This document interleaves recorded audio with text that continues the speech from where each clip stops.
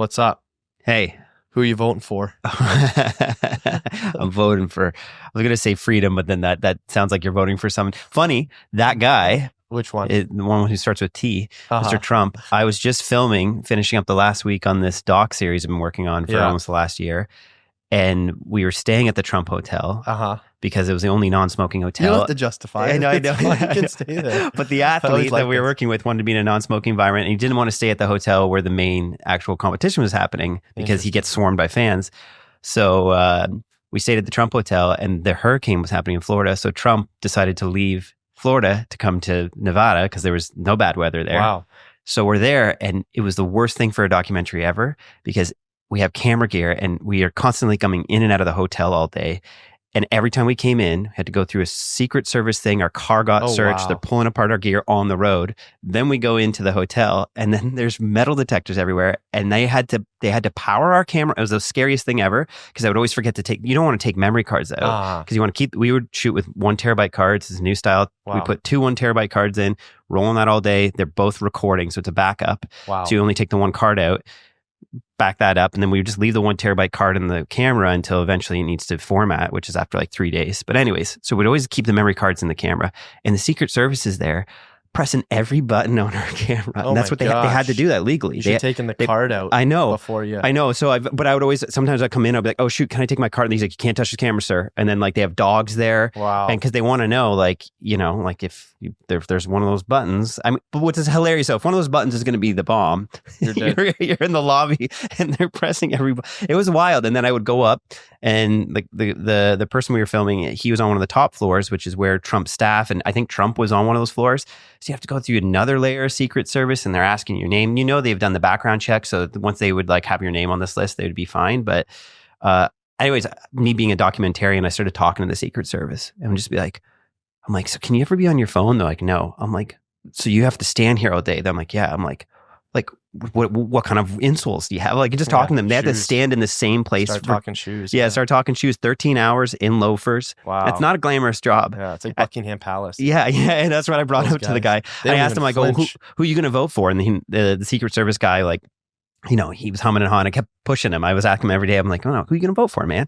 And eventually he just goes, well, the way we talk about it in the Secret Service is when we say, who do you vote for? You say, where do you want to be at Christmas? And essentially, because you have to protect the families and kin and all that for your candidate, whoever you're assigned to, he goes, they want to be in Florida. They want to be somewhere nice. And he was like, Trump, he has so much family and so many people connected to him that he's like, I'm probably voting for the person with a smaller family. That's all he said. So that's the state of the decision making in this country. The state of the decision making. I mean, it's not really a politics podcast. No, I know we're here, but speaking of decision making, though, so the big decision. Sorry, well, what happened with the shoot? I mean, speaking of the shoot, I haven't even caught up with you on it yet. Yeah, so I know I've been working on this doc series that, you know, we both have been consulting on, and you've been on some of those shoots. And I guess I can say it now because I think by the time this podcast comes out, the trailer will be out. But been working on a doc series with CBUM, Christopher Bumstead, who's kind of this generation's Arnold Schwarzenegger's, the way a lot of people see him. Though he hasn't had a movie career yet, like Arnold, but hopefully one day. Or politics career, or as much controversy, but no. But Arnold's an amazing. Like, we all look up to Arnold, and you know, it'd be amazing if we could ever get his involvement on the project. American Dream. Dream. Yeah. I don't know if anyone had it more. But still, one of the best films, Pumping Iron. Yeah. If you haven't seen that film, definitely go watch it. That was one of the top docs of all time. It was a huge inspiration for this film. So we've been making the documentary. What's great is it was actually because of Art of Documentary. So one of our students, one of the filmmakers in Art of Documentary, Calvin Utenham, he's been working with Chris, filming him for 7 years. And so it's not often that you have a project that is brought to you where you have 7 years of archival footage from someone who has documentary instincts like Calvin, who is there living with the character. Like, literally for a couple of years, he lived with Chris until Chris got married, and just has everything documented and like documented really well. Like, he showed me his hard drives, and it's like categorized per month, per day, per shoot, per location. It's incredible. You know, there's times I tease Calvin saying like, you know, we got to get rid of the micro jitters. You know, he was many of those years was handheld mirrorless cameras. Because he wasn't shooting it for a doc. He was just he's just doing YouTube. And it's funny because Calvin has actually at times put his camera on a shoulder rig and gone professional. And the audience hasn't liked that. I guess they've wanted him to go back to that shaky camera style, which I guess kind of feels more. Who wants a steak when you could order a Big Mac? Yeah, right. I guess it feels more authentic. People, I mean, that's a funny thing. Their appetite online is usually more raw, right? So you have to be ready for that type of shooting. Yeah. Well, I'm always impressed because you're like, we can talk about the doc more, but I always have been so encouraged when I work with you because you'll just pick up. Like even today, I was saying like you're going to go do this shoot. You're doing a doc down in the States right now, and it's pretty high profile director you're working with, but you're just you're like, oh, I have a 24-70. I have one memory card. I have 3 batteries. You're like, I'll be good, man. Because I'm like, what gear do you need? What gear? And then you just need the 24-70 and the Helios, and you're good. I mean, it's it's one of these, I guess, decisions I'm at in my life where the content that comes out on social media now is very good. There's no, like, the quality of it. It looks great. People, the LUTs and whatnot, it always looks so good. And I think as I'm going on any project, I was just doing this short doc on this fisherman. We could talk about that a little bit. But yeah, I'm going to do this project and my head is just by default going to what am I shooting? Yeah. Not what am I shooting on? Yeah. It's like, what am I shooting? Like, I think that's where I spend 90% of my time. And then I message you and I'm like, hey, you got one of those Helios lenses? Do you have a mist filter? Something that can muddy it up, make it look a little more warm and beautiful. For sure spend some time on that. Yeah. I would never can't completely neglect it. No. And I think it's important to think about. I just as I watch so many of the film, I just think of bandwidth. How much bandwidth does a one-man band have? A lot of these projects are 1-2 person projects. Same with you. You've got a little bit, you had a big crew in Vegas. It was a bigger-ish. Yeah, only because it was a live event. But most of 85% of that film has just been Tad and I, our producer. So you can manage the toys a bit more, I guess is what I'm saying. It's like when you've got a few more people, like if you have a DP, of course, they can manage that aspect of it. But I think for anybody, a lot of people probably listening to this, it's 1 or 2 people, creatives making the project. I just say 90% of the time, focus on the story. Yeah. Like what are you shooting? Like time of day, locations, characters, what experiences are we going to give those characters? How are we going to make it feel, like they don't need to perform or they don't need to, regurgitate, like they can just live and put them in environments where we can get something exciting, like catch something in the moment. So it's, I think, I don't know where we were going with that. It was just using like less gear. But I right, with bringing the camera down, it's like, I think the place where these cameras are these days, it's like literally I'm going to fly tomorrow with the 24-70 FX3 and 1 vintage lens, which I more or less just use for some sit downs. Yeah. Just to make it bloomy and a little nicer. But other than that, I don't need anything else. Yeah. No, I remember I was so stressed before that Trails of Dust film, the one I got to do with DJI.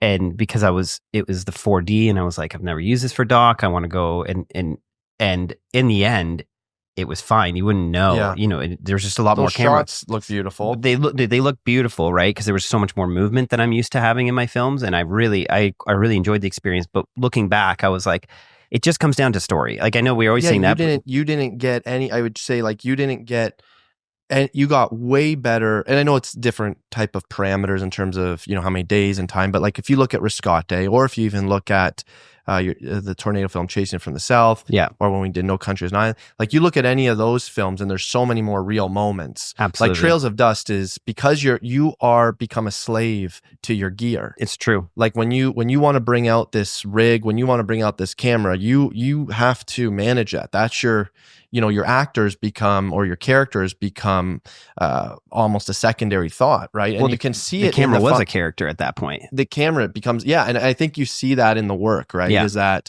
and so it's, again, then when you go to the film production, then like a big production where you have 10 people, 20 people on set, obviously then the director can focus on characters and stuff. And there's people managing the art direction. There's people doing all that.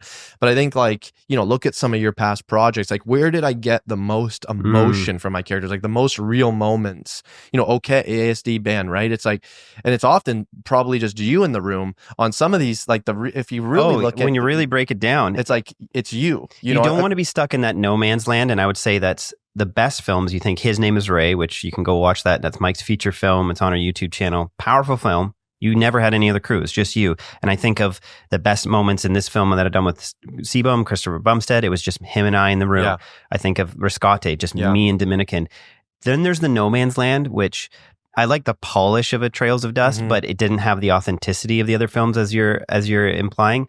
The No Man's Land is where you don't have the budget to have a big crew, because as you mentioned, when I've worked on really big projects, like the last scene for the ASD band film was my biggest crew, but I had enough of a budget for that scene that I didn't have to touch gear. I could still just completely focus on story. I had everyone's cameras wirelessly coming to me, and I was able to direct it and really focus on story. But that's because I was at that kind of, not a feature film, but it was a feature film, but I had that bigger budget crew. But as a filmmaker, when you get stuck in the no man's land, or I don't know if that's the right term, but when you have too much gear, not enough crew, it absolutely destroys your storytelling capabilities, because you're so focused. Do I have batteries? Do I have cards? Is this working? Is this balanced? Where we go? Oh, I rented this one lens. I have to use this lens. And honestly, in the end, it probably would just benefit you. And I found even this film with CBUM, I put all this pressure at the beginning. I came down with anamorphic lenses, and I had the LiDAR follow focus. And in the end, what was I doing, man?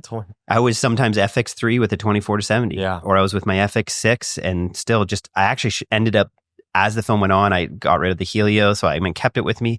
I got rid of even my 28-45 because the focus wasn't great. I just found myself back on the lens that I've shot so many of our films on in YouTube, the 24-70. Yeah, it's like, I guess it works for that project because you're at the climax of a guy's 7-year career or 6-year, whatever. You're on the biggest stage, 10-year career. You're on the biggest stage for him. It's a lot of stakes. Doesn't matter, it really doesn't. Like, I mean, I think, and it's going to look beautiful because the foundations. I mean, you know how to shoot, you know how to compose, you're still on a good camera. You guys are going to be able to color it well. Like, everything's going to be there to make it special. I guess the thing I'm at in my career, though, is just thinking about, how do I make whatever project I'm working on, how do I set the characters up for, success? Whatever. I don't know if it's success, but I'm just, how do I find moments? Like real moments, not always narrated voiceover with beautiful B-roll, but like, what do I need to do as a director to create a shooting environment where I can create magic? Like, it's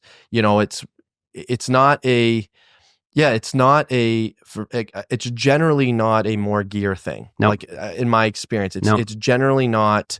And I know, I can talk about this project roughly that I'm going to do is with Derek C in France, and he's shooting this project called Roof Man, and Channing Tatum's in it. And he's playing the burglar. He's a serial burglar who was robbing McDonald's, cutting holes in the roof, and that's how he got the name. And he went to jail, escaped jail. It's a crazy true story. Yeah, it's wild. And, I was talking, I'm like, where are you shooting initially? Budget? They're like, they happened in North Carolina. That's where it took place. And he's like, we might have to put it in New Jersey. And it's like, okay, I don't know so much about the scripted world. I'm like, okay, sounds great. Sounds okay. And he goes, I go, why do you sound upset? He goes, because I can't turn the camera any fucking way I want. Like, I have to point the camera down this street, like, we have to art direct that way. I don't want to have to just point the camera this way. What if I want to look that way? Yeah. And it's like, and it's not a real experience for Channing. It's like, what are you doing for your actor when you're like, oh, don't go down this way. Don't go this way. Don't look this way. It's like, we're not actually shooting in a real Toys R Us. Like, he hid out in a Toys R Us, this character, when he was escaping. Or it's like, it's like you're faking it. Yeah. And I think I learned from him, and just trying to apply it to documentary, is like, you want to create an environment that's as real as possible, whether it's for an actor or for your character, that they can just be themselves as much. And that's why I love documentaries, frankly, is because generally you are in their bedroom, you're in their, you're on their stage. And so it's like, that to me, though, is where the focus needs to be. It's like, I want to just make this environment as livable, as real as possible, so you can do your thing and we can film it. I learned too, I've learned that so much this year, especially on the CBUM film. One thing is like never mention the N-word, Netflix, to people, because everyone then feels like that's the biggest stage for filmmaking, because they're like, oh, what do you hope to do with this film? You're like, oh, the goal would be Netflix. But then I've found everyone when you start rolling the camera, they're like, I'd even hear some people say under their breath, because I have the mics, they're like, oh, this Netflix, like I got to look better. And it's like, puts so much pressure on these. Yeah, it's like a lot of people, and you felt like you would bring that to the characters early on so that you would earn their trust that you're going to be going for the top thing. But I feel like trust is better built through your character than a promise. Yeah. Like, I mean, we're going to take it and pitch it to Netflix. We have the producers and the pathway to do that. But still, why put that pressure on these scenes that you want to feel so intimate? And I found that creating an environment that people could feel at peace with, that took time to earn that. Mm-hmm. And so I'm really glad our producer, Tad, he always said on this project, the goal is that 6 months from now, when Chris is going to competition, he wants us in the room. Yeah. Like him, his wife, and us. And honestly, it was like 5 a.m. We're getting up. Chris is just there in his underwear, making his meal. His wife's up. Everyone's groggy. And we had spent time to earn that trust with them. They're amazing people. It wasn't that they were untrustworthy. It's just that he's trying to win his 6th title. There's a lot of pressure. If he eats the wrong food or too much of, he literally had like a little crack scale measuring his salt. Oh, yeah. And if he puts too much salt in the meal, it's like, it's when you're that depleted, little adjustments have such a huge impact on how your body appears on stage. So there's pressure in that environment, and you don't want to be adding to that. And it meant sometimes before I came to the room, I'm like, I really want my FX3, but I'm like, or my FX6, but maybe this is an FX3 moment. Or it was just things where it's like, okay, I'm not going to have extra gear, or in this case, I may just have to sit back. But the thing I learned from you, Mike, that was so helpful for this film is the second I saw my character, I asked Chris, I go, how do you want me to approach this film? Like the best conversation I had with him is I go, paint me a picture of you being upset with me. Like, let's sit down. This was early in the project. Yeah. I was like, we're at Olympia. What's going wrong? Actually, this was halfway through the project because I wasn't feeling like filming was going the way I wanted. And I said, just like, paint me the picture, Chris, of what am I doing wrong? Like, just like, let's go there. Let's have that argument now so that we don't have to then. He's like, it would be you filming, it's like sneakily filming me. Right. Like, cause that doesn't build trust. If you're like, he's had past filmmakers like leave a camera down and he doesn't like that. He goes, and also just come to our room and don't have the camera rolling. Like come say hi to us. And I was like, yeah, that's what we always say. Like meet them as a person, then be the filmmaker. And then the thing I just taught Chris though is right away in the first 5 minutes, I would put a mic on him. I'd say, hey, I'm not rolling. Let's get the mic on you now, just so we get out of the way. And that taught them that then they were so used to the process of seeing me and expecting a mic to be put on them that deep into the prep, like the last hours before he's going to the competition, he's not shocked when I'm coming in and just, hey man, how's it going? Like, how's your morning? And I'm like sticking the mic on. That's what you're there to do. Yeah, but we had to learn, like I had a sound team on earlier on, like a mixer and a boom operator. And he just told me, he's like, I just don't like the boom. And so I was like, okay, we're just going to switch to 16 to 35 some days and use our own boom, we're just getting close, or it's like, oh, I'm going to have to get better at my miking. I've always kind of avoided miking, but I was baptized by fire on this. And I've just realized that the trust, like so much of filmmaking isn't what you're recording. It's the relationship you're building with your character, the people in your film. And that has to be your number one priority, because if that is not prioritized, it will show up on screen. Doesn't matter what lenses, doesn't matter how good the cameras are, doesn't matter what environment. If there's a strain between you and your characters in your film, the audience will feel that through the lens. Because by the time we were backstage at the competition, Chris is coming around corners and he's smiling. He's coming up to me. He's telling me what was happening on stage.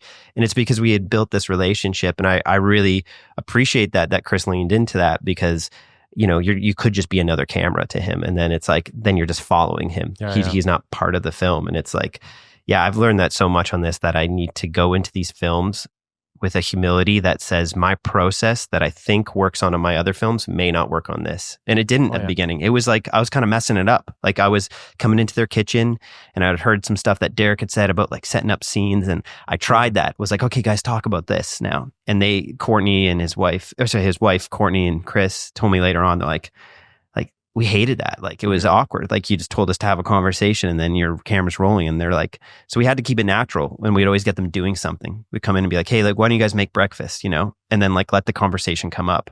And like, rather than saying, talk about this, like they would in reality TV. And then it feels like that, Yeah, I think a lot of this depends on, you and the character. You guys have to agree on what you're making. Like, I think he talked about the sneaky filming. I think there's also like the sneaky intention of what you're filming. Yeah. So it's, my experience with that is you guys were aligned both on some of the filming rules of the miking and whatnot, but also aligned on, like, you knew what kind of film you guys are making. Like, there's not going to be any, because he's a big name. Yeah. You wouldn't have gotten the green light with him if, this was whatever. You had to play ball with him in a certain way, right? Yeah. Like, I think that's important for filmmakers to really understand is you don't have to become lovey-dovey or whatever. You don't have to become best friends with your character, but you also don't need to become Michael Moore with your characters and try to find that, gotcha moment. Yeah. But you got to know what you're doing. Yeah. Like, you have to know which one you're doing, and the character should generally know. And I think they should know your intention. Oh, they don't have to understand your process. Clear, that's exactly what I'm saying. Yeah. Is, like, I know, whether, like, let's take, a Transformer, for instance. There was a scene in it where Janae is presenting as Matt and training with her buddies in the gym and saying, like, come on, this weight, don't be a weak little bitch. And, because she's with her buddies. And then when she watched the film, was like, hey, because she didn't have creative control. But in the contract, we put like creative consult. You said a meaningful creative input or whatever. Yeah, like meaningful creative input or something. But she could, but not final cut. Yeah, so she that was her only note of the whole film was, I didn't like that scene. Could we remove it? I feel like it's degrading to women. I feel like it's going to make me look bad. But because we had like real conversations early on, being like, listen, we're not trying to make this for the LGBT community. We're not trying to make this for any community. Yeah. We're trying to be real in terms of who you are when you're a girl and who you are when you're a guy. And this is who you are. And like, this is how most guys are. Like, they don't censor themselves when they're with their buddies doing whatever. Like, they say whatever they want. And this is going to make you very relatable. And because it went back to, and that was, again, like the original intention on why Janae entrusted me to do the doc was because of those conversations. So it was like, you're right. Okay, I agree. Let's do it. This is where rubber hits the road, and you have to kind of live up to what you said you wanted to make. And it's like, and that scene ended up resonating with a lot of people because they were like, I love that scene when, she wasn't politically correct. It was like, people could relate to that. So, I think that is something filmmakers need to spend, time on their own, walking away, watching movies, thinking about where they're at in their career. What do I want to make? What's the right thing to do? What do I want to do? Like, you have to be honest with yourself. What do you really want to do with this project? Because there's never one answer. Like, I've had to make compromises, with Janae. There were things we weren't allowed to talk about. There were kind of rules that she put out there for us.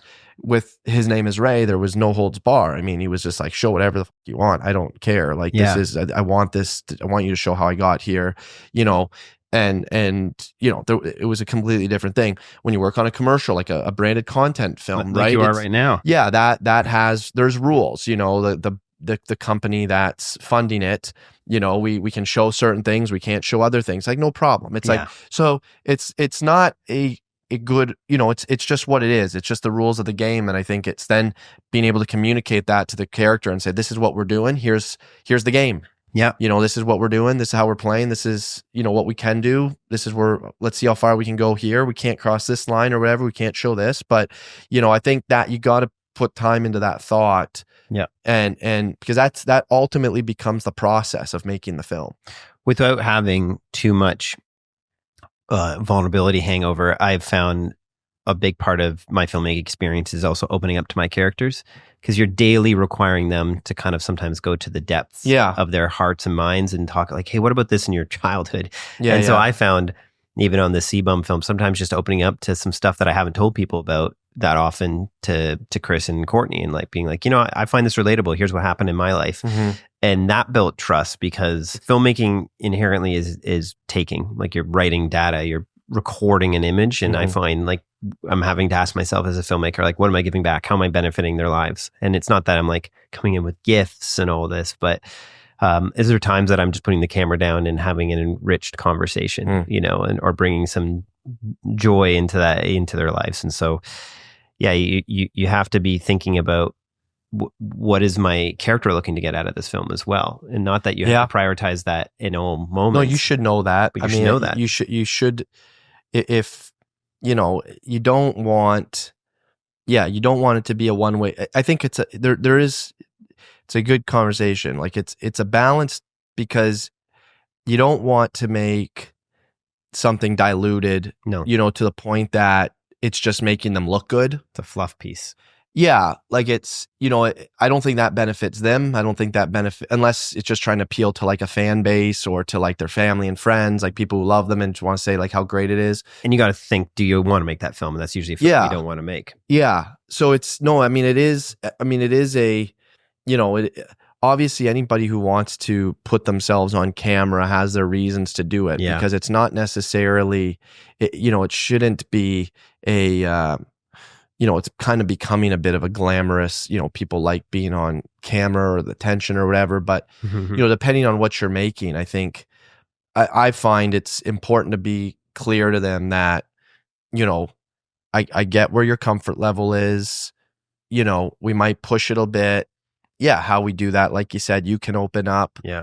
Yeah. I think I don't know. I find it's a tricky thing that I'm always trying to face, because I want to make it as dramatic as possible. Yeah. Like it's a movie. I want it to be as entertaining as possible. Yeah. Like I want them to say their crazy thoughts. Like I want them to, I don't want them to be polished, because I want them to be,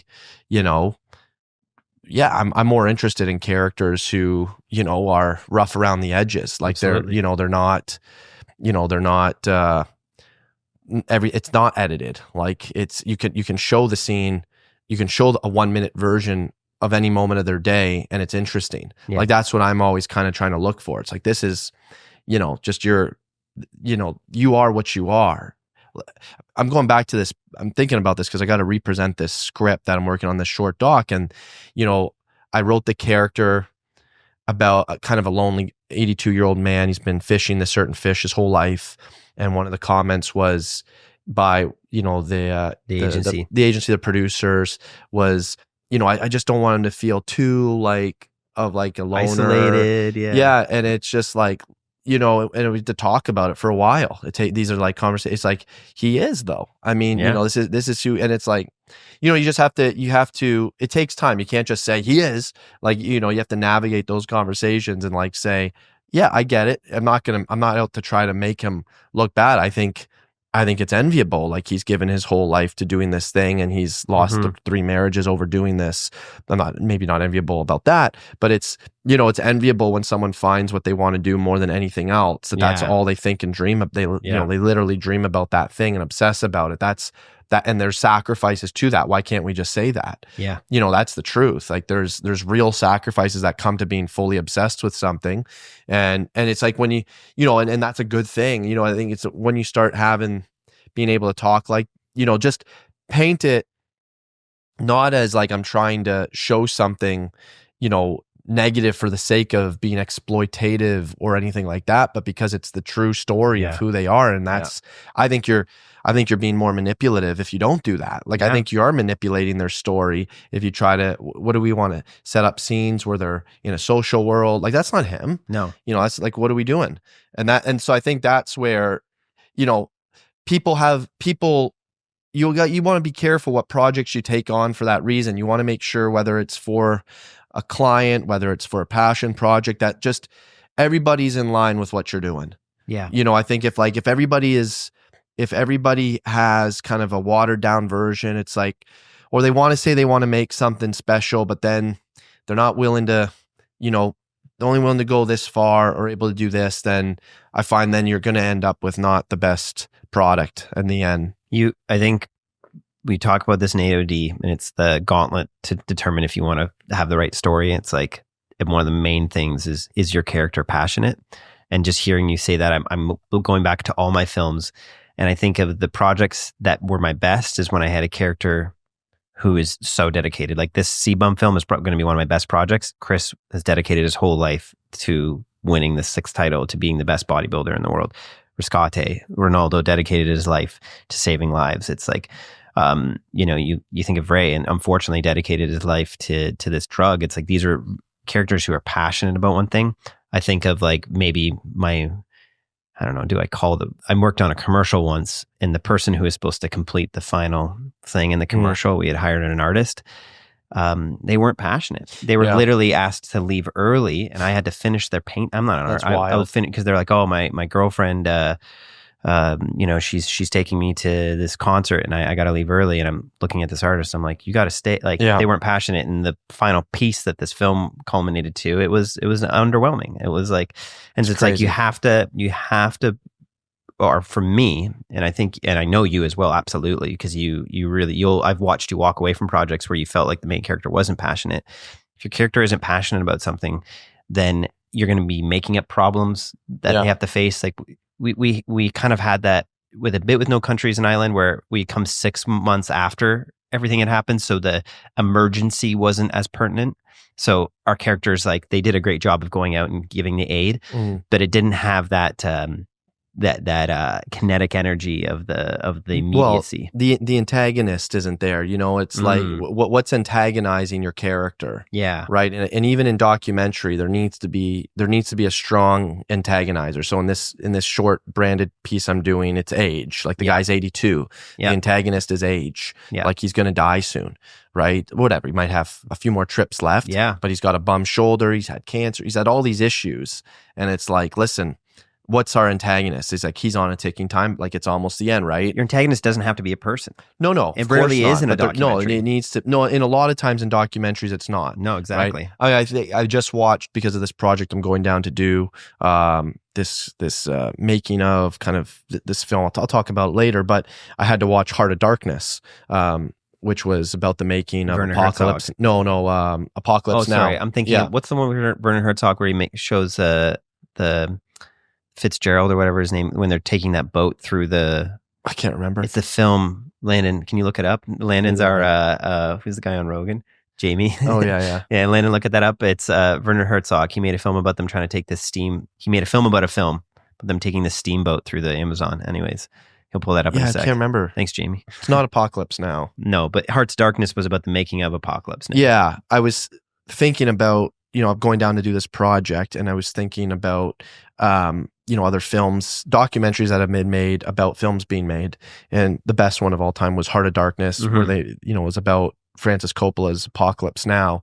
And, it's everybody needs to watch. Anyone interested in making documentaries has to watch Heart of Darkness, not just to see a great documentary, but to see, Francis Coppola. That's a certain style of filmmaker. He, putting up his house and putting up all his money, and like everything's on the line on that. Yeah. But it's the kind of thing where, not every project you do might need to be at that level. I mean, that's a monumental film. But as someone now, as I get older, 2 kids, family, and it's like, I can only go on so few projects. It's like, I better have some deep passion or reason to do this. Like, that's got to come from a few places. It's got to come from what you said, the character. Like, I have to believe. It's like, to get off the bench for me to play, it's like, I have to believe in the character. I have to believe in myself. I got to believe in the story so much. Right. And it's like, I don't know. I watched that movie the other day again, Heart of Darkness, and I'm just like, man, nothing. You couldn't shoot any part of that film without it being great. Like, every moment is high stakes. Yeah. It's all high stakes and super high reward if it works out, and it does. But I think that to me is for, young filmmakers, whether they're an AOD or whatnot. It's like, if you're not, it's very difficult to get the audience excited about a character if you're not excited about the character. Absolutely. Like, you can't, you could make a mediocre film out of a very boring character if you're a great filmmaker. Yeah. But if you want to do something special, you got to find someone special, I believe. Like, and you have to find what you think is special about them. If you're finding them disinterested, you have to work a little bit harder to find what is different about this person. Like, don't just settle at the surface. And it's got to be, resonating with you. Like, whatever, project comes your way, we've talked about this before. You would tell it differently than I would, than Landon would, than anybody would. Like everyone would approach it differently and find a different theme. You know, take for instance this fishing one. Yeah. Someone might come into it and look at more of a conservation element, that this fish is being taken out of these lakes. It's a big danger. Someone else might look at it as the marriages are breaking down, whatever, like some family component that, you know, for me, the thing that there's just something, you have to find something that you're like that I'm thinking about all the time. Like, and be okay with that. Like your film doesn't have to be about every aspect of the character. You can touch on lots of aspects, but I think at the end of the day, you know, you need, as a director, if there's any advice I can give to young directors, like you need to have the vision. You need to hold the vision. You need to hold those themes tightly so that you can convey them to every single person throughout the project. The character themselves, any crew you bring on. When it comes time to submit to festivals or distributors, you're going to start with those ideas. Like you're going to be like this, you know, it's like, this film, like His Name is Ray. It's not an opioid fentanyl film. Like there's, you know, this is about pulling over on the road and being on the streets for 8 months with this guy and experience life on the streets. It's like, you know, it's a very clear idea on what it is, and that has to come from the filmmaker. And I think for you as a filmmaker or anyone, you have to look at what hasn't been told about this. And I think that's part of it, for sure. There's been so much in terms of the opioid and fentanyl crisis that's been around, you know, safe injection, or how do we leave these people on the street? Do we put them in shelters? How do you navigate like all the political side of things? And I appreciated that you didn't put experts in your film. You just said, I'm very interested about Ray. I pulled my car over one day. I looked him in the eyes and said, I want to know more about this person. And I think as a filmmaker, we've gone away from that sometimes. As a film can be about your curiosity and your journey into a world as a filmmaker and your perspective on that, and embrace that. Yeah. I mean, we talk about, you know, it's crazy that people get even the slightest bit afraid that AI could take over filmmaking, because it's so absurd in my opinion. I would never watch a film made by AI. I'll watch one maybe just to see it, but I'll never watch it again because I'm barely interested in the film. Like I'm interested in the film, but I'm most interested, I think most people are often, in the filmmaker. They might not know it, but it's like you start learning about the filmmaker and why they approach this topic of whatever, World War II, Schindler's List, or whether it's Dunkirk and Christopher Nolan. Like they approach Saving Private Ryan, Steven Spielberg. It's like they approach these films, you know, from very different vantage points. And I'm interested in terms of why the story's told from that person for that reason, right? And I think, you know, that can't be stressed enough for young filmmakers, is that you need to spend time thinking about, you know, why am I telling this?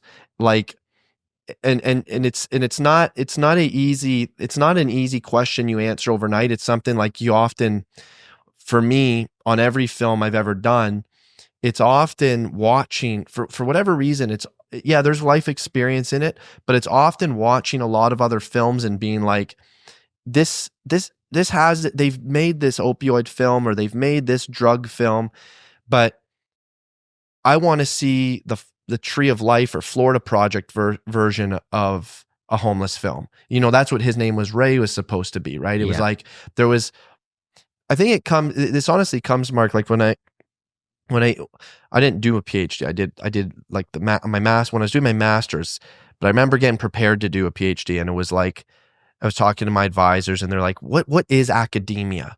And it's like, when you get to studies at the highest level, studies are ultimately, you are trying to add to the conversation that's taking place, whether that's in medicine, whether that's in philosophy. You come in studying whatever you do in your underground, in your master's, and you add into the conversation of academia, right? And I find cinema should be the same thing. It's like you're watching all the films you love, and then you get presented with CBUM, and you're going to be putting in whatever influences of films you've been watching, that, you know, that gets kind of woven into, you know, your style, your emphasis on that project.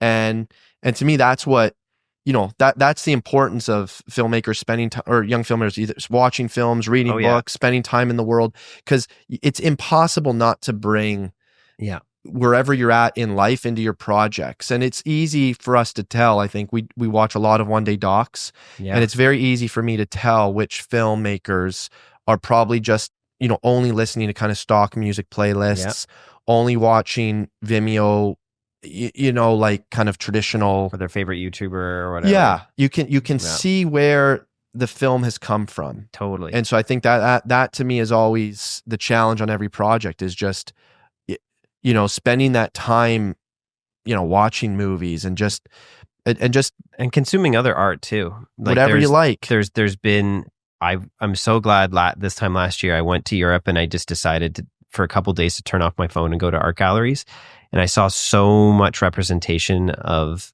historical masculinity and all these carvings, and like even I remember this one, it was this piece of ivory, like a big tusk, like you could tell it's two tusks, and they cut right down the middle, and they created, it's like the 10th century, and it was, people were illiterate back then, so they had the whole story of Jesus in the Bible carved out of ivory. And I can remember one thing that just stuck out to me then is, even in that, the thing is about this big, and it has like 12 strips of like from his birth to his death. And I remember at one point looking at that and I laughed. I was like, man, even in this tiny ivory carvings, they still gave Jesus a 6-pack. Like, it's like still like, and that was just an observation I had, but that carried through all the way to the CBUM film where funny. I was like, it's began thinking, and I want to shoot some sequences with some statues, and when I was in Germany filming with Urs, one of the competitors, which has been really fun, we got to film all the top bodybuilders in the world. I'm looking at these in Germany, there's still these buildings from, 1700s, and they all have these gargoyles or centurions and just like these warriors up there. And I'm like, man, men, or maybe women too, but humanity will say has always had a fascination with muscles, with sinew, with a representation of strength. And I don't know how that's all going to weave into the film yet. I have had some ideas, but I want to get into the edit before I just impose such an artistic style, because that might be so disjointed from the film. But all that to say, consuming art and being aware and thinking about what you're looking at around you will influence your filmmaking. And I think references, I've always kind of pulled away. I always had this pride for a long time of like, I don't watch much film. Like, I'm a filmmaker and I take my perspectives from the world, which is good. But references have been so helpful in the film, because Chris came to us for this film, Chris Bumstead, and was like, I love The Last Dance. And so I was like, okay, I don't want to deviate. I want to deviate away from that, because there's areas that I would like to change. But it's good to know what he likes in film. Would that be a big influence on this one? I am, in the sense, I stylistically no, but storytelling yes, where there is a reference to a history of leading up to a championship. That's The Last Dance, even in the expression. This is Chris's, like, we were playing around with titles at one point, like The Last Flex. Like, we're not going to use that, thank God. But like the idea that was Chris's, like, he's retired. He retired on stage, and this was his last opportunity. So it was like there needs to be a nostalgic feel to some of this. But then I thought of Hoop Dreams, and I thought of Pumping Iron. Pumping Iron just had beautiful observational content of bodybuilding, and that was so fun. And there was a novelty back then in the 70s. People hadn't seen that. So you have to recognize sometimes older references worked because people hadn't seen that yet. There wasn't just doom scrolling back in the 70s. But you and I both appreciate older documentaries because there's a patience, and there was an intentionality with holding a shot and like just moving through an environment. But then Hoop Dreams was a huge reference for me as well, because Hoop Dreams was the filmmaker being present through a decade. And I have not been present, but Calvin, our AOD student, has been present in Chris's life for almost a decade, that we'll be able to pull on that content. But then I was like, I don't want to just, after the first episode, leave that style of filmmaking. I want to lean into that. So it slowly became, with Chris, being more and more present for his workouts and daily life. And but because Chris had some references and knew some films, we were able to talk a bit about this. And what's great is you have a reference. You can either inform your character, your crew, yourself, what you are doing or what you're not doing. Like, there's been I won't mention them, but there's been other documentaries that were released this year about other athletes and different things, CrossFit or whatever, and even bodybuilding. And we are able to look at those as a team and say, okay, they did that well, but they did this, this, and this that whether it's good or not, that's just an opinion, but we're like, we don't want to make it that way. So even just having a reference sometimes is good to say what you want to do, but also what you don't want to do. And that's been helpful, because while you're sitting there and recording, no one knows what you're making. You do. But unless you've had like a really strong director's Bible or like pitch deck. But even then I made these pitch decks and people like thumb through them. Right. And they don't necessarily translate. They kind of want to see a film. So Yeah. references to me, it can seem like simplistic just to be like, we're going to make this film in this world, but it is really helpful. And it's like at the end of every pitch deck, you just kind of say like, when we have our pitch deck for this film, it's just where this is The Last Dance meets Pumping Iron. Right. Just real simple, and people can immediately know those are two great films, and in this case, two great documentaries. And you're like, oh, this Chris Bumstead, like a powerful character like Michael Jordan, but then with the nostalgia and the verite of Pumping Iron, it's like you're like, oh yeah, that's gonna be awesome, you know. And so it's helped me then inform that. That's awesome. I really wanted to get into this podcast today, talking with you, because I actually genuinely want to know.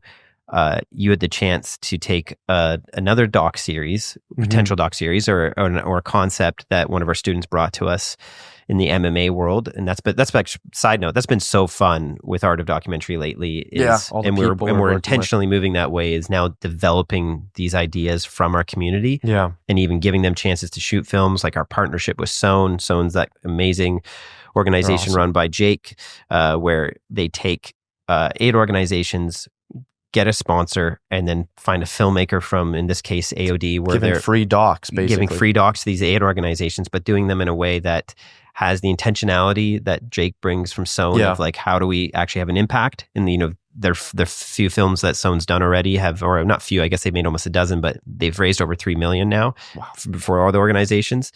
And then partnering with the art that we bring in an AOD and the intentionality of our filmmakers. They've gone through our system. They know how to find a good character, and we're building them together. We'll have just released, actually tomorrow, Landon, we got to release it'll already be live once this doc's out, but we're releasing the One Love tennis film with Jacob Cholula. It's just so cool seeing him as a filmmaker create that film, because he was one of my first subscribers ever. Wow. I don't even know how he found my YouTube channel, but he was so encouraging. And now it's just like a fun moment for me, because he was the first person outside of friends and family to be like, hey, I love your channel. Wow. And he was a real young filmmaker. And now here he is, and we're getting to produce a film that he's directing, and he crushed it. Yeah. You know, and what I really appreciated about Jakob is how well he took feedback. You know, it's like, if you can take feedback well, you don't have to do all the feedback, but if you can just be in a room and be easy to give feedback to, it's like people want to collaborate with you. I know you're laughing because it hasn't always been easy. I'm not very good at it. Yeah, I know. You have to, you've said it before, I think you said in the last podcast too, is you kind of have to separate your emotion from, and your identity from the feedback. Yeah. And then I think too, is just recognize is you don't have to do all feedback. No, yeah. Yeah, it's like every idea that someone brings, if in those creative meetings with Jakob on that film, you know, there was Jevin Dovey, me, you, Tad, Jake, we're all giving him advice. If Jakob did every piece of advice that we gave him, his film would suck, because that's 5 different visions. You know what I mean? Like, there is good pieces of feedback that we're all giving, but we can't do everyone's feedback at all times. No, it ends up becoming like a shitty stew. Yeah, exactly. Yeah, you're going to have to navigate that on your branded doc piece, but you've had enough experience now. But just circling back, talking about developing these films, you had the chance to go to the Netflix headquarters, like literally walking through the door in LA. What was that like? What did you learn? I'm so curious. It was a surreal experience, because I've never been there. I've had 2 films on Netflix and never corresponded with them once, other than I think given like a DCP on Transcend, because I was the editor, so I had to figure out how to do that. But never, you don't talk to these people because you have producers and distributors who do it all. So it was the first time, like, pulling into the gates and getting your badge. What was the building even like? It was nice. I mean, it's Netflix. The giant N, and you walk through a little door at the bottom of the N. You can Google it. It's on Sunset. It's kind of West Hollywood, and it's big. It's got the Netflix up top, across from the high school. Though it's pretty, underwhelming from the outside, but once you get in, it's beautiful. Like, it's got a huge, massive wall of, all the TVs, and then they've got a customized bubbly, you can make your own, the amount of carbonation you want and the amount of blueberry and, all these, the coffee machine. It's all kind of the touches. Yeah. Things we don't have at the AOD office. No, not yet. I was like, oh yeah, this is what we have a fridge right now that's going too cold and it exploded like 50 bubblies because it's just freezing everything. I was so nervous though. I didn't even have one. I was there. Did you have dry mouth? I would, not dry mouth. I was anxious. Yeah. Not anxious. Like that's exciting though. Yeah. I was like, it was like a race. It was like, let's go. Like I didn't want to mess around. Like I was excited. I'd prepared. I was ready for the pitch. Like, I just wanted to, it was like a race, like in a race, the most nerve wracking part for me always in the race was just the, building up to it. I got very nervous. I just wanted the gun to go and then we could go. Yeah. I know that feeling. You're like people would do warm-ups. We both did long distance and I hated the warm-ups. I was like, just to start the race. Yeah, I wasn't afraid of the pain of the race. It was always the pain or the, the anticipation of the gun going. That always made me nervous. Interesting. It was very similar feeling. I was there with two other producers who, have done a lot of, they've been in this situation pitching to big companies a lot more. They were unfazed. They were, yeah. Well, and they knew they were just going to introduce, they were going to introduce me and then you're up, Mike. Like, it's your pitch. I mean, we'll introduce you. And then they're like, this is why, it was John Kamen of Radical Media. He was introducing Derek, in France. And Derek had struck out with Netflix like 5 or 6 times. Wow. And I mean, if you know Derek's projects, it kind of makes sense. I mean, he's, he doesn't make that, he makes, very, he's not going for commercial success necessarily. Exactly. They end up being commercially successful because they're so powerful. Yeah. So I think like, it was John handed the baton to Derek handed it to me, and then I had to go. And it was two Netflix execs in the room. And it was, you just present, just even break that down. You open your laptop, or you airplaying to a TV? What did we do? John had actually landed, and you can throw me a book behind you. We had these books. We had these books made, but John didn't ended up giving one because they forgot to put our names on the bottom. So we ended up just sending these in. Did I have a laptop? Yeah, we did. I think John put his laptop on, and it was more or less this book just as a keynote. And it was, and we just went through that. This is your whole, so people understand, this is your whole pitch deck. This is the pitch deck made as a book. It's kind of great. It's beautiful. But you know why that's great? Why you want to do that is the trick, and that sits on their desk. Yes. You can't. It's like an email. You can just close the tab. Exactly. A book you have to throw out, and when it's not nice, you struggle to throw that out. They're going to be thinking about it. Exactly. So yeah, it wasn't. It's funny. I'm blanking on even the format. I think maybe John handed them. I just remember looking at their eyes. I don't remember reading from a book. I remember we did have something there, obviously, but I remember looking at them most of the time because I didn't want it just to be reading from the book. I wanted it to be a conversation.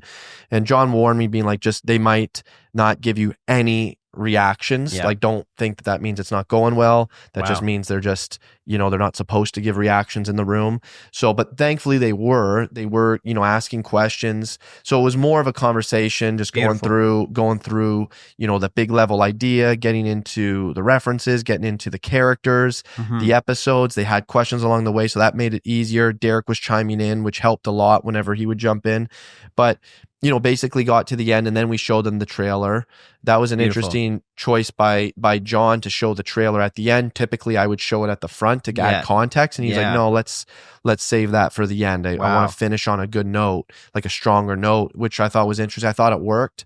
It was about an hour, which is very long, but not the trailer, but the meeting. Yeah, the meeting. Yeah, it's long. The meeting was an hour. Trailer was about 5 minutes, and we walked away feeling good. We knew that, Netflix was you should always look at the type of shows the people that you're pitching are currently producing. It's a good indicator on where they're at in their kind of current mandates. And they were doing, NASCAR, Formula One. They just come out with Beckham, PGA. What's it called? The Dallas one, the Dallas Cheer. American. Yeah. So it was, it was a lot of these big names, and I knew like that was going to be our challenge, is that even though it's it's in the very far shadow of the UFC world. It's still kids. Would it be Untold? You know, they have their Untold series. Is that what you guys were going under? No, I mean, it was just their sports. Okay. It was their sports department. Yeah. But yeah, unfortunately, they loved it. Said they were going to talk it over with the team. And then a week later, they got back to John saying they're going to pass because they're focused on franchise projects. Wow. And, I was very, what was that like for you? You know, I think a lot of people have to face rejection. I don't know if Netflix watches this, but it's frustrating. But at the same time, it's like this, Netflix is not making Last Chance U anymore. No, like I'm very disappointed by them. I wish they would. Like their documentary content in my mind used to be a lot better. We had Curran Sheldon speak to us a little while ago. He had a doc picked up by them 2016 called Heroin, which was phenomenal. They're not making those kind of shows anymore. No, they're not making Last Chance U. They're not, I can barely get through their doc series now. Yeah. They're obviously making a business decision based off of numbers, just as I think McDonald's makes business decisions for numbers. Like more people in America eat fast food than eat wholesome, good, original cooking, and I think Netflix is making that decision to go, where can we get the most viewers? Yeah. And all the power to them. It's their business. They can do what they want. I'm disappointed as a lover of great content, as a lover of a lot of their, I fell in love with a lot of their documentary shows in the, 2000 teens. Yeah. And it just, that to me was the disappointed. I'm not surprised, but it's disappointing, not just for myself, but, for other projects like this that would be going through the pipeline there that are being rejected. I hope they have a change of heart. Yeah. I think you can't necessarily fault them all the time, in the sense that because I've been thinking about it, and it was this one producer told me that Netflix talks about the second screen, like can someone watch this with a second screen? And so I think a lot of the content, because you're looking at a lot of the docs on these streamers. I even watched something on Amazon Prime about the NHL, and it's just reality TV. It's just an interview, B-roll, and like some salacious moments, and I don't want to criticize the filmmaking, because it's like, again, that's a different dish that people like. It's like, I can't say it's just not my taste. And to me, it's essentially reality TV now. But why I'm like, you can't fault them is they're having to create content that people will keep playing. And when Netflix added in the 2x speed option on Netflix, I realized, I was like, oh, this is no longer an event. Like, people now, and podcast. I remember hearing a communicator once to say, like, it was like in a TED Talk or something, saying like, you've become, you've gone down the road of ADD when you can't watch a movie without opening your phone up. Like, and essentially we all have some level of ADD now. Like, we're all attention, like we can't focus on one thing. And I think that's what Netflix has had to create, these shows that recap, that have people talking about the plot. Like, that was even what the producer says, is that every 7 minutes you had to reinstate the plot. This is actually what our writer, who we brought on for the beginning of the CBUM film, was what he was saying is because he works in TV and on some of these streamers, is that you have to reiterate, you have to have someone almost saying the plot, being like, we need to do this today because of this, every 7 minutes, because that's like kind of nauseating. Yeah. And it's, people are on their phone and they're looking up like, what's happening again with this?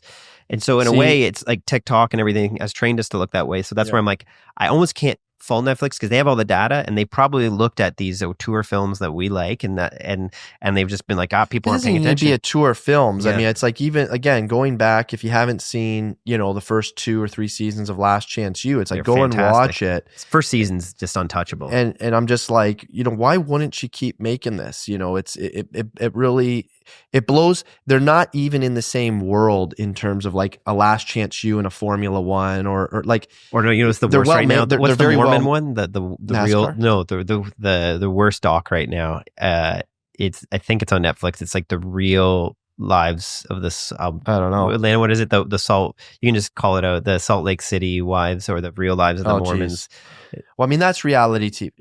I mean, that's reality TV, but I'm saying, like, even their doc series, their doc series are basically reality TV now, where it's like, it's just these competition shows where it's like, person A is going to get to the rank, like, you got to qualify, you got to beat this guy, everything's on the line, crew's doing that. And it's just like, you just, they're not cut the slow motion B-roll. They cut slow motion B-roll, big music, and then it's one shot inside the home with the wife, and it's like, okay, babe, I'll see you later, and then they're back out.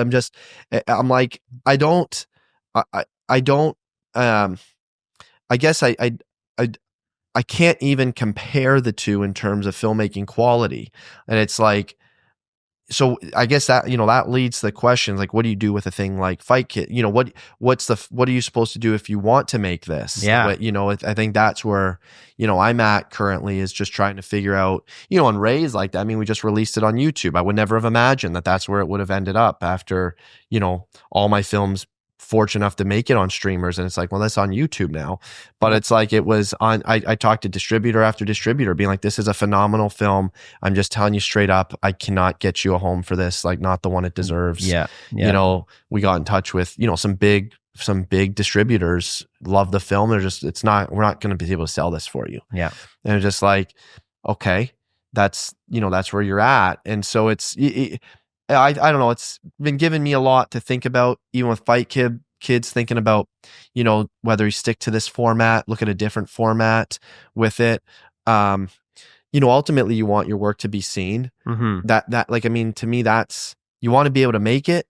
You want to be able to make it the way, like, the best you can, and you want it to be seen. So that's where we're at. What does that look like now? Doesn't necessarily, I don't know. Does it mean festival? Does it mean, HBO Max? I don't know. It's like, things have changed so much that, I hold less stock in, where necessarily it ends up. As opposed, I don't know. I think people are getting smarter. Like, in one way, you see the type of content, you think people are getting dumber, but I also think, I have faith, I guess, thinking that people are getting smarter. They'll be able to decipher, even if it's on YouTube or somewhere else, like, they'll be able to decipher whether it's a good film or not. Whether it's, I don't know. I try to look at indications of other areas of life that have gone through huge evolutions and huge revolutions. Think of our food. It's like, I don't think we are necessarily as nutrient, our food wasn't as nutrient dense years ago, but you hear people talking about paleo being like the caveman diet, like eating essentially, you look back like 100 years ago, people were eating perhaps a little bit cleaner is the theory, that there was less like seed oils or whatever, all this stuff. But we've come back around then in the evolution of that. It's like, we got really unhealthy, but now you see people trying to bring back levels of health and restaurants simplifying. So it's like, I wonder if film will go through that. It will. We're in a fast food moment. 100%. Like, I'm 100% AI would not take over. No. It's impossible. And whether that means it takes a share out of the film industry, sure. It could do a kid's show. It might be able to make whatever. It might be able to make Avengers. But maybe not even. It might be able to make, there's no doubt. No doubt it can make Avengers. There's no doubt it can make movies. Like, of course it can make movies. Of course it can make movies fast, but I don't think that's the point. Just like, cooking, yes, you can get all your nutrients from supplements, but you still want like a good cooked meal. Like, I think ultimately humans aren't going to eat that porridge you see from The Matrix. I don't know, there's a scene in The Matrix where it's he goes, what is this? It has all the vitamins and nutrients we need. This is all, and it's like, I don't believe humans will get to that point, because we still have taste buds. I do too. I like, because I know I do. It's like, I still know that when a certain filmmaker, when Sean Baker comes out with Anora, like his latest film, I'm just like, I cannot wait to see this thing. Like, and I think it'll just carve out, maybe it gets smaller, but in a way, maybe it'll become more meaningful. Because, it's kind of like not the last stand, but it means, it's just the way, like, how we really, you see it. I mean, there's a resurgence of people using film, and we really appreciate people try to shoot on 16 mil or 35, whatever they're shooting on. Like, it's like, we really appreciate that. And I think there's still going to be true appreciation for someone who doesn't just press a button. I think it just becomes what people prioritize. You think of cars, at one point they were all not handmade, but heavier, like way better built. My dad always tells this story in the 60s. You remember seeing a fender bender in a parking lot at a grocery store in Toronto, and they both just came up and looked at their bumpers, and they're like, "Yeah, you're good." They're so strong. But now it's like, you would fender bender, you're like, you're done. Like, the car's impact. But there still is people right now who want a well-built car, either want to restore an old one or there's certain companies that will put out something. And I think with film, it's just like that's going to niche down. But those communities become much more intense and connected and appreciative. Listen, it'll change a bit of a crazy system. Yeah. The filmmaking world was a crazy system. Yes. Millions and millions. Like the Hollywood. It was gate kept as well. Yeah, because the cost of the theaters and everything was crazy. Like the budgets, it was all wild. You don't need $50 million to make a film. Like, I mean, you just don't. No. I mean, Leo, all the, like, there will be it's just going to change. Like, you can make a film for $1 million. Like, there's no reason you can't make a profitable film for $1 million. Mm-hmm. You know, it's like, it will change. I think it's just going to change. It's going to be a different system where it's not like we need to make this film here and make hundreds of millions. I think the studios might be in for, you know, a rude awakening, but I think indie filmmaking, you know, the passion that drives it, same with documentaries, isn't going anywhere. Yeah. And, you know, people value, you see it all the time. Like, people still value the actual craft that goes into it, as opposed to knowing that this thing was made, whether it's a Netflix show made by, as you said, it's like 7 minutes, this comes in, you know, put story plot here, do this here. It's like, we value the craft still. Yes. And I think it's just how that will ultimately turn into a business model is what will be curious. Like, it has to be still, you know, it's still art and commerce. So there's still going to be some business side with it. And that's what I'm interested in. You know, Fight Kids, it would have been nice to get, you know, whatever, $1.5 million an episode, just because you can make a nice living and not have to worry about work for a while. But I still love the story. I still love the kid Isaiah. I still love his dad. It's like, I still love these characters, and I'll figure out something to do with them. It's just going to look different. I think everything goes through. To believe that the craft, like paintings, like I think just everything, culinary arts, everything changes. The way we make roads, it's like, so just to always like lean in on the good old days. I think it's an exciting opportunity as an artist to be like, how has things changed, but how can I still see my vision through? And I wonder that even for us at Art of Documentary, we're now in our 4th year.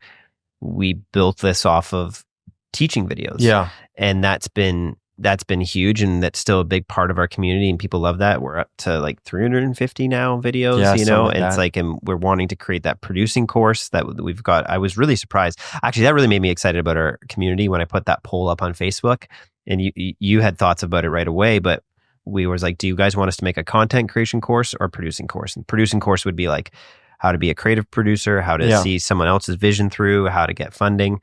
And it was like 70% of or maybe not that high, but it was awesome. over half. I was like, oh, cool. Our community still wants to make meaningful content, and they almost kind of were like, I'll just make the TikTok however I need to. That got me really excited. But I've been thinking about it where I'm like, you know, they say like evolve or die.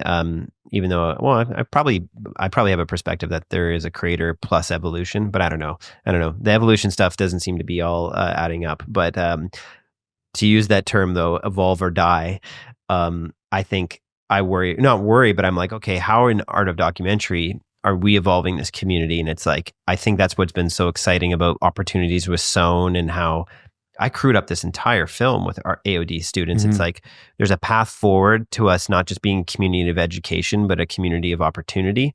And so I'm like, what content, what structures can we make? How can we continue that when someone joins AOD, they have, because our community is grown, right? They've had 4 years of this education. They've had 4 years of one-day doc competitions, 4 years of making their own content and out there learning. I'm not just saying we're the only place that they learn. So it's like, okay, everyone's ready for the opportunity. You know, I'm starting to feel it, like people like Jakob, who were just like a kid picking up a camera for the first time. Now we're producing his films. It's like, so how as a community are we going to be providing that opportunity and do it in a way that we have capacity to? Yeah, it's a good question. I think every film project is, for me, the exciting thing with it is they all require a different strategy. And I think there's, you know, as you get older in life, you start realizing that like nothing good in life is easy. I don't believe, like almost like everything good worth doing in life takes work. Yeah. Like it is. Like, you know, if there's a shortcut, it's probably not the right thing. Like it's usually the long way to go. It's usually the harder. It's usually being more disciplined.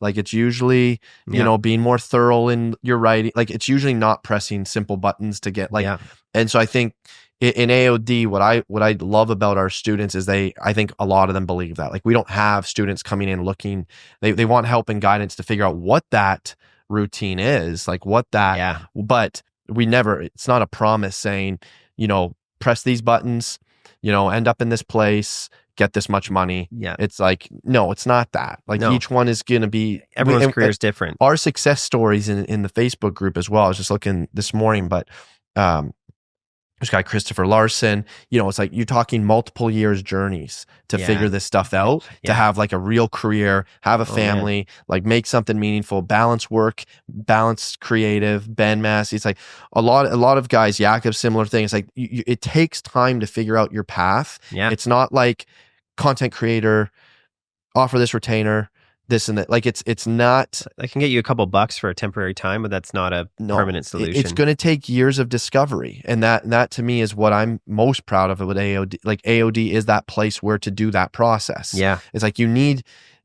know, don't kid yourself thinking you can do that process on your own. You can, but it's going to take a lot longer.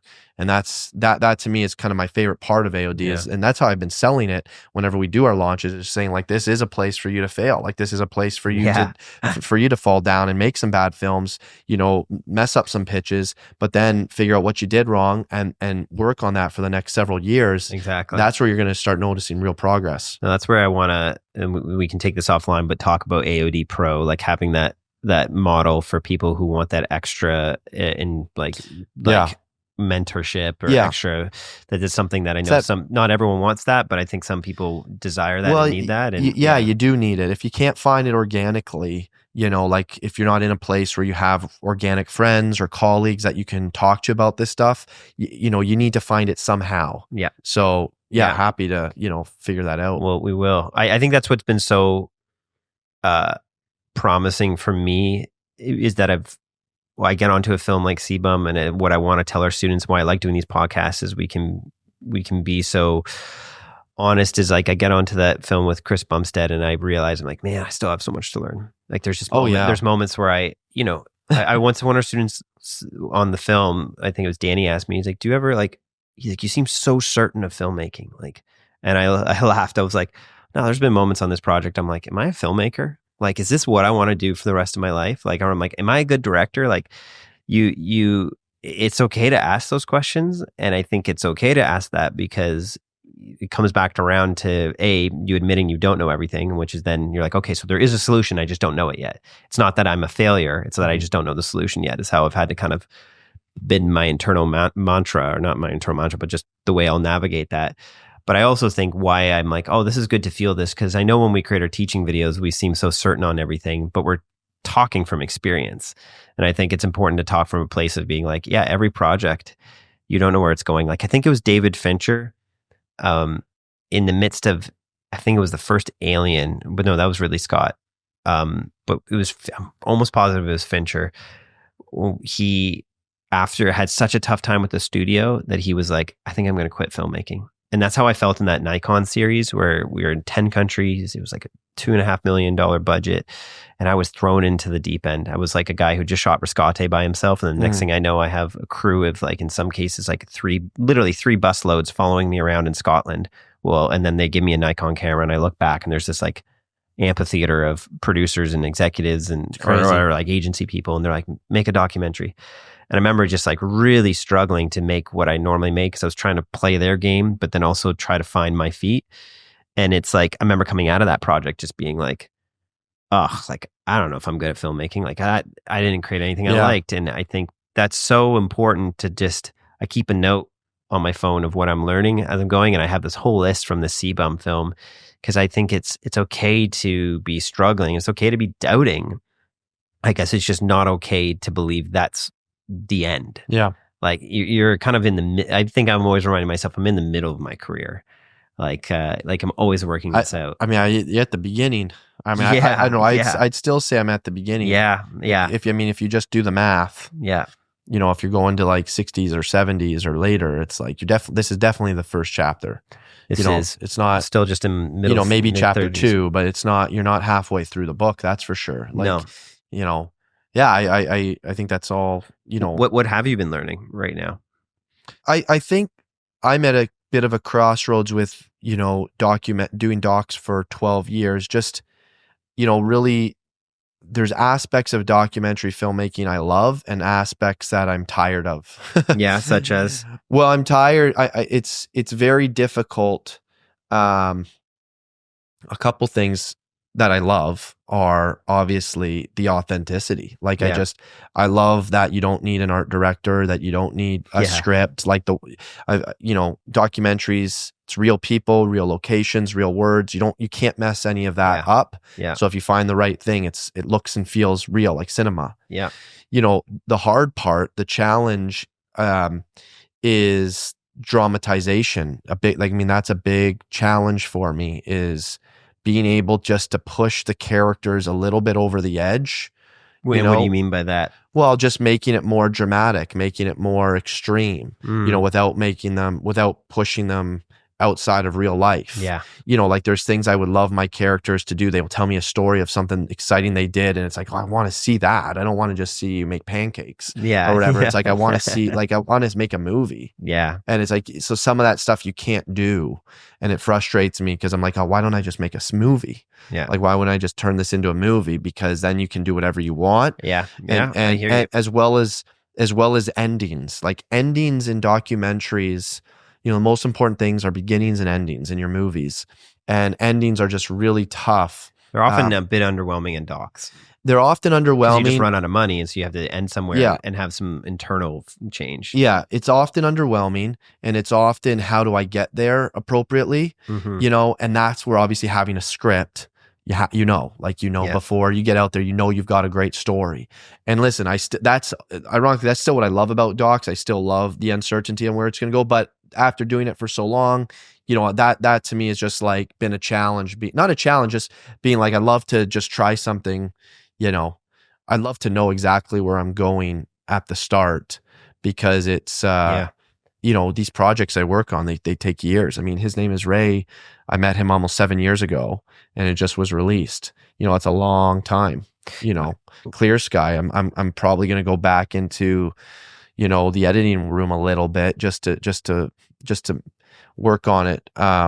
And we met him in 2019, I believe. So it's we're at 5 years there. So it's going to be another 6 years from the time it starts to when it's out. It's a long time, and a lot of that has to do with allowing. You're just more patient. I would just put it on YouTube by now. That's what I would do. You're way more patient than me in that way.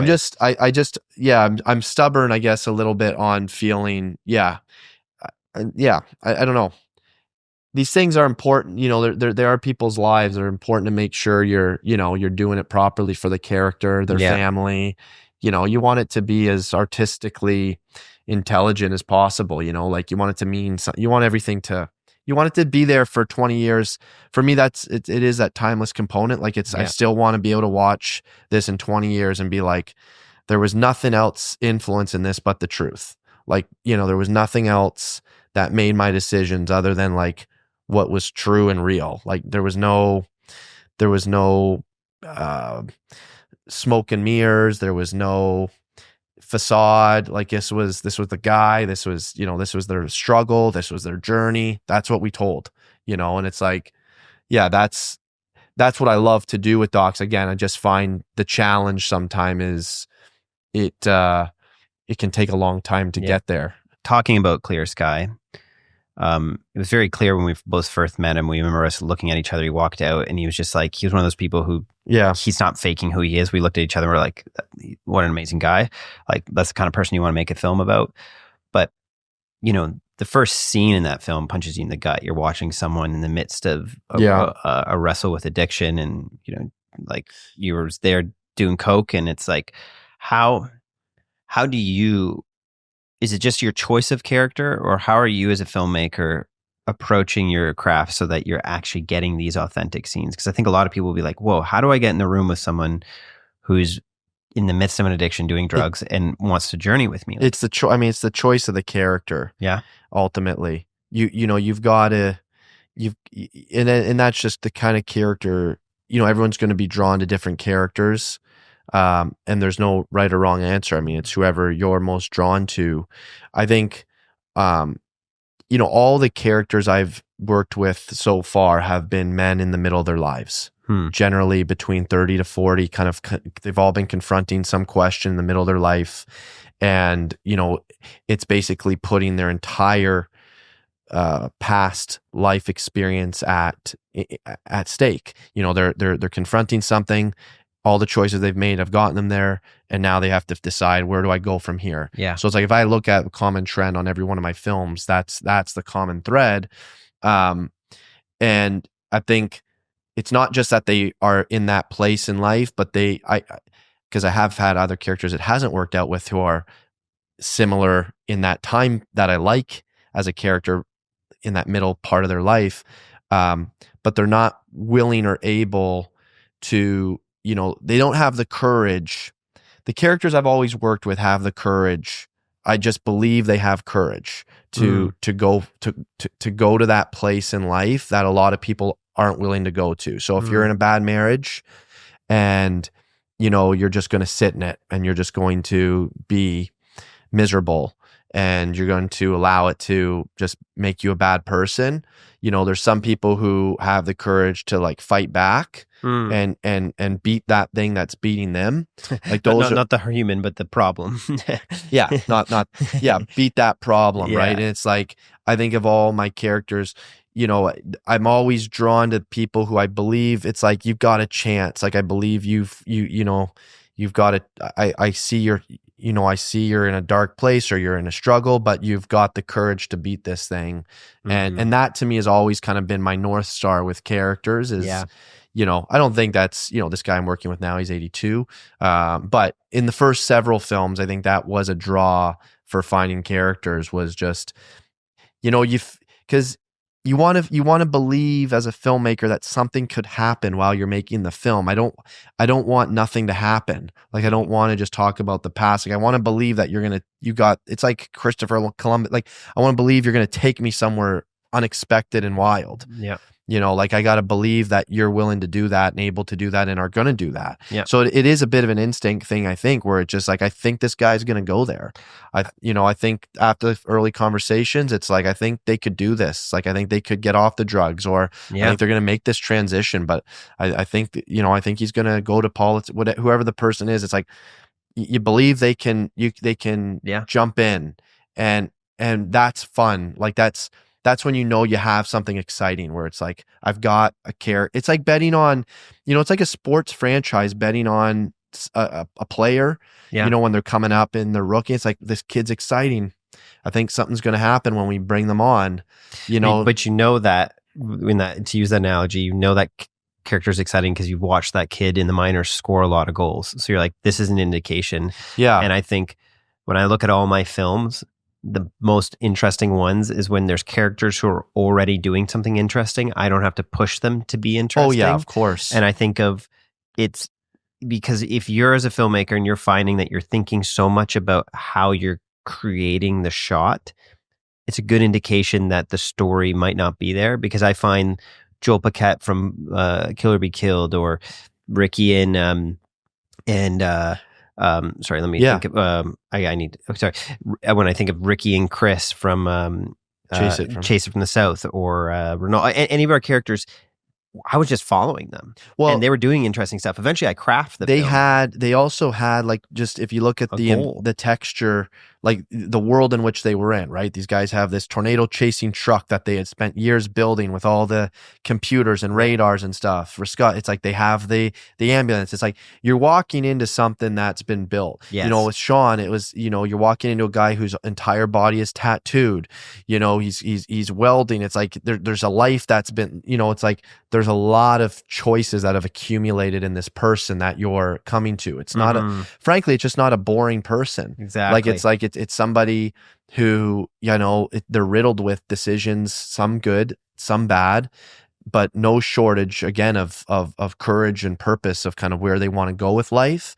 So I think that is a good indicator for young filmmakers to look at, is just like, what does the world look like around them? It's like, is this, if are they in the middle of something? Are you going to actually be following anything? Or again, is this kind of more, I don't know. Are you scratching at the surface for something that's, it's almost, if you use a dating analogy, it's almost like a pretty girl, but there's nothing there. But like, you as to push, not against that, but I think of Maya Bankovic. She's in The Cinematic Eye. She shot a film, God Heals Legs. It was about a lady who had an illness and her legs were kind of impaired. And it was just shot on tripods in her suburban home. Like, there's the townhome in the middle. And it was like, it was what you would think is really boring. But what was unique was this woman was praying and believing every day. She's like, God's going to heal me. That's interesting though. Because again, it comes back to the passion. Well, Sean was welding. He was living in a basement. You're right. And it was nothing. It was in Bowmanville, Ontario. Yeah. Look at Ray. No one would have picked him up. Yeah. Like Clear Sky, no one would have picked him up. No, it's not. Yeah. Thank you for that. Let me be careful.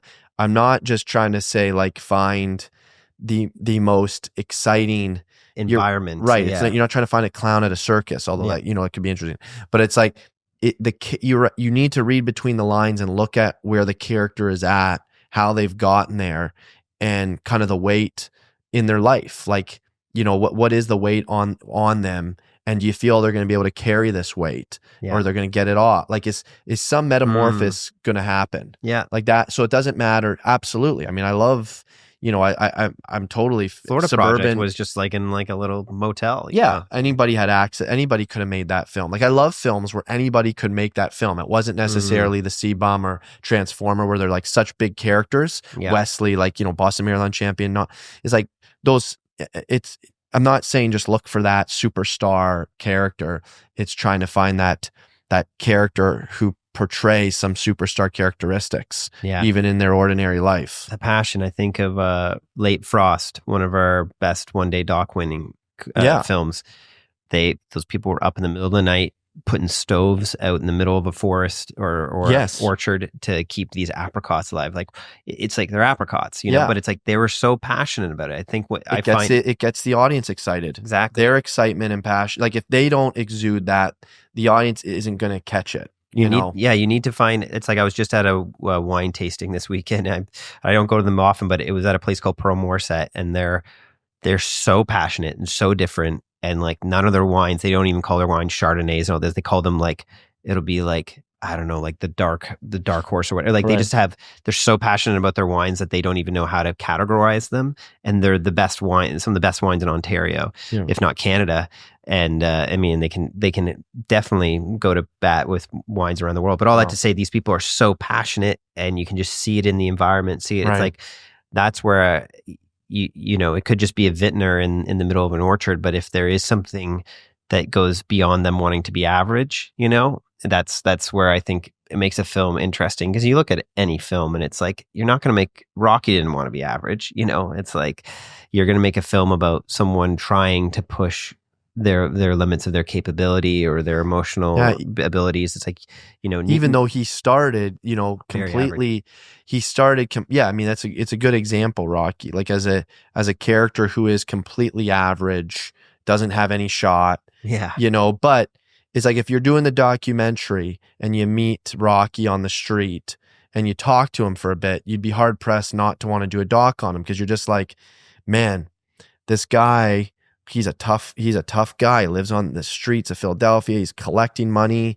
You don't know where the story's going to go. Yeah. I think that's why I pick these characters, is because in documentary, you don't know where the story's going to go. Yeah. But you need to believe you're with someone who's going to go somewhere. Yeah. That there is some stakes. And a guy like Rocky, had you met him on the streets, but you just know there's that this guy's got some, he's got some fight in him. Right. Mm-hmm. And what that looks like, does he make it to the, fight of Paul? You don't know the stage he's going to make it to, but this guy, no matter what he does, he's got this fight and this feeling in him. And I think that's a lot of that's filmmaking instinct. Like, I think it's getting out there, watching stuff, meeting characters, and just being like, who do you think, you think of Isaiah's dad, Eddie, and it's very clear it's there that, his dad will do anything. Yeah. Like, and you're just like, this guy will put his family at risk so that his son might have a shot of becoming the next UFC champion. Yeah. And it's like, well, I'm with you. Like, I'll follow you because I know stuff's going to happen, and you're going to make some very weird decisions. Eddie's one of those guys that when we step into the room, he can't help but be himself. Yeah. It's awesome. And because himself is so easy. I mean, it's, I like characters who themselves is like, not suspicious. It's not suspicious. He is who he is. It's like a Donald. I think it's why people love a Donald Trump in America, especially because it's like, he's very different than Kamala. Like somebody, get politics, but like one person, you're not really sure what Kamala is. She might change perspectives here and there. Donald, you know exactly what he is and what he stands for.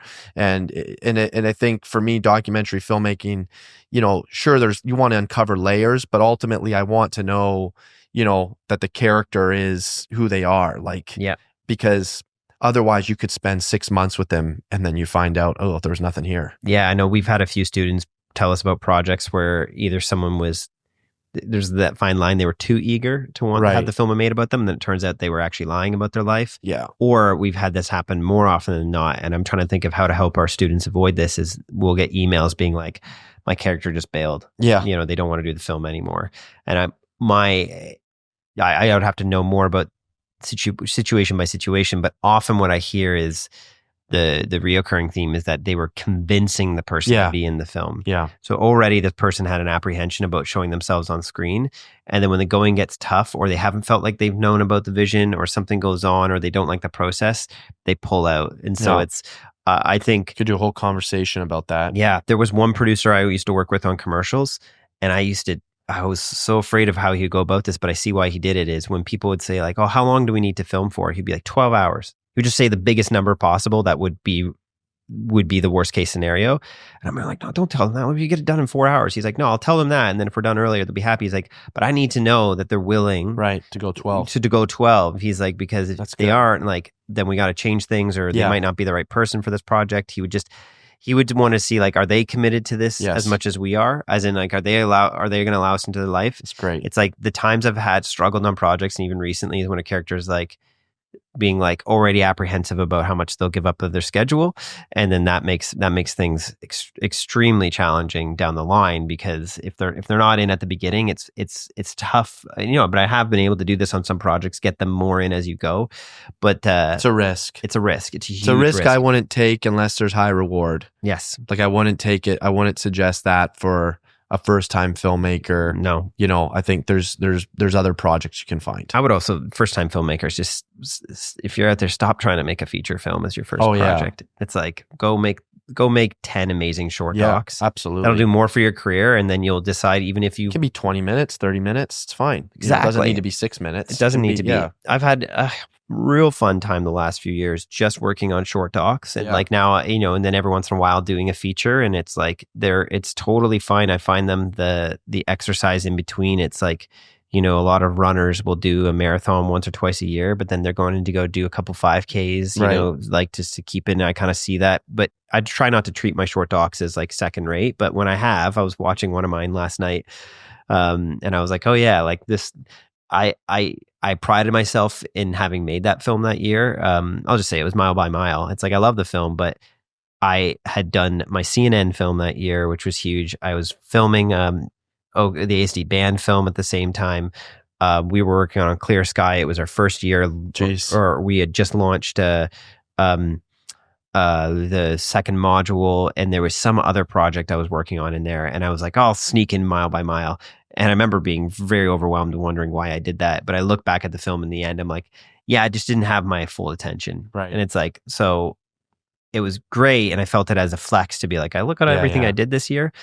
And then, No Country is an Island came out that year as well, but it was on TV, or we released it. It was like, but in the end, it's like, I think, I don't know, less is more perhaps with your career. So, yeah, it's something I talk about to students all the time, whether it's feedback hours or even just on calls. Like, actually, when we were in Buffalo for the Buffalo Film Festival, the superintendent came up, younger guy, and he's like, hey, and you guys are at AOD.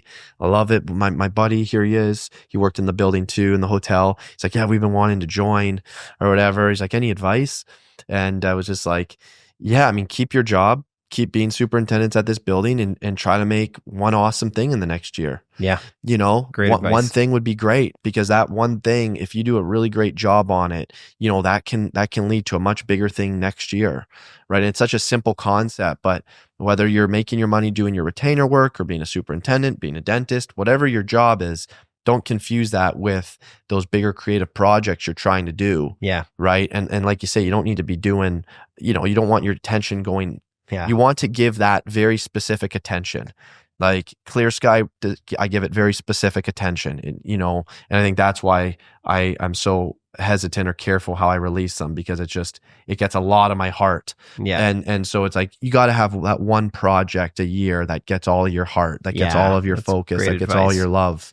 And you know, you don't need to worry so much about doing a lot of things. You can do a lot of things in your corporate work. You can do a lot of you can stay busy in other areas, but something's got to get that special touch.